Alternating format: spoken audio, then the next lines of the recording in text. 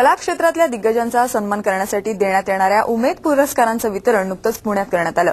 आशा भोसले आणि रवीना टंडन यांच्या खास उपस्थितीने हा सोहळा अविस्मरणीय ठरला।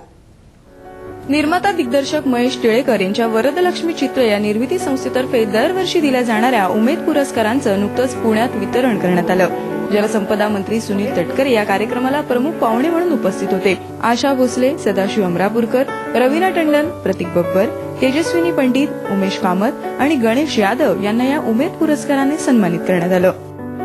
त्याला कोणीतरी सांगितलं की सचिन तुम्ही रिटायरमेंट घ्या, तो मला आशा भोसले जोपर्यंत गाते तोपर्यंत मी का रिटायर।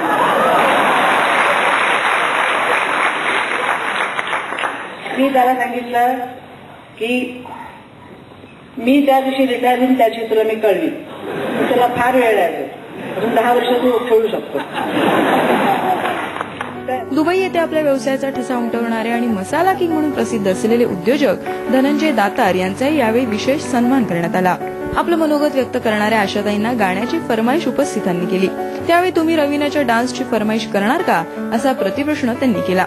पण आशाताईंचं गाणं ऐकायला आतुर असलेल्या रवीनाने आपण एका पायावर नाचायला तयार असल्याचं सांगत आशाताईंच्या गाण्यावर सुंदर परफॉर्मन्सही दिला।